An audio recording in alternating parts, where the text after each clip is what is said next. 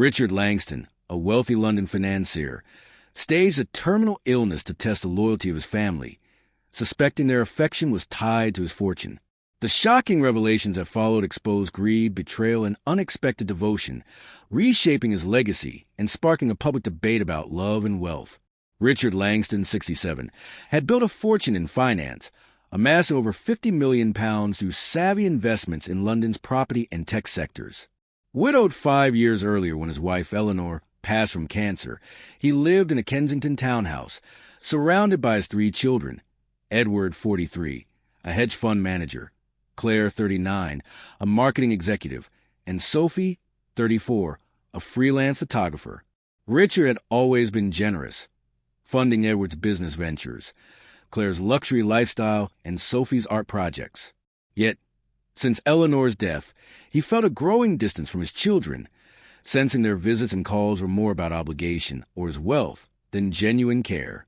The idea to fake an illness came during a routine checkup in early 2023. His physician, Dr. Simon Patel, mentioned that stress-related symptoms could mimic serious conditions. Richard, reflecting on his family's attachment, confided in Patel about his doubts. "I need to know who they really are," he said. Patel, a trusted friend, reluctantly agreed to help, crafting a convincing diagnosis of pancreatic cancer, a disease with a grim prognosis. Richard swore him to secrecy, ensuring the ruse would hold. Richard called a family meeting at his townhouse. Over dinner, he delivered the news. "I've been diagnosed with pancreatic cancer," he said, his voice steady. "The doctors say I have 6 months, maybe less." Edward's face paled. "Dad, that's awful. We'll get you the best care." Claire, tearing up, said, "We're here for you, whatever you need." Sophie, quiet, reached for his hand. "I love you, Dad. We'll get through this." In the weeks that followed, Richard played the part, scheduling fake appointments and appearing fatigued. He kept a detailed journal, noting his children's actions. Edward was attentive at first, calling daily and researching specialists. But Richard overheard him on a call with a business partner. "If Dad's gone soon, we can leverage his estate for the new fund. It's a game changer." The word stung, but Richard stayed silent, observing. Claire took charge of logistics, booking consultations with top oncologists. She accompanied Richard to appointments where Patel maintained the charade, discussing treatment options.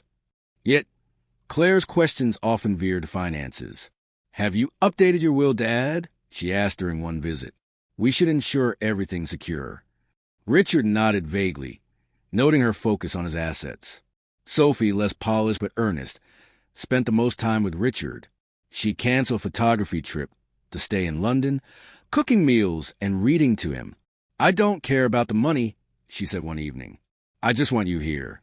Richard, touched, wondered if her sincerity would hold. To test them further, Richard announced plans to donate £20 million to a cancer research charity before his death.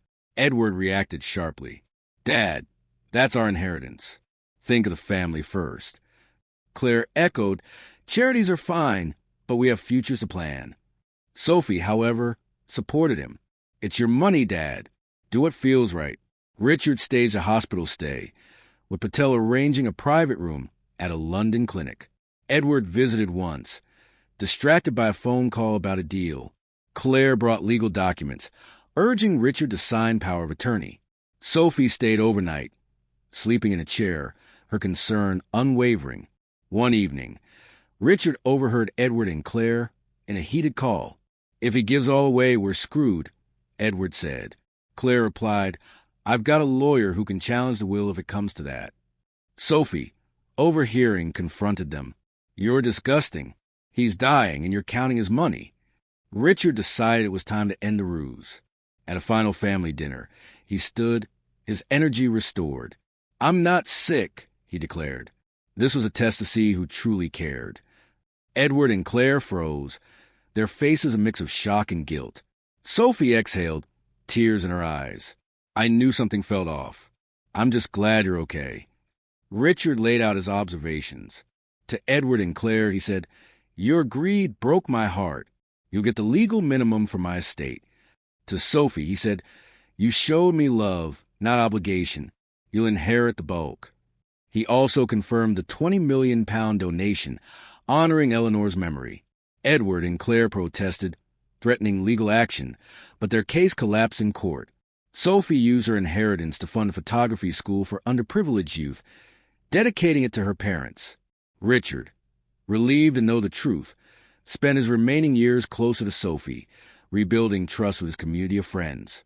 The story leaked to the press, sparking debates about family dynamics and wealth. Richard's experiment, controversial yet revealing, became a cautionary tale about the true cost of loyalty.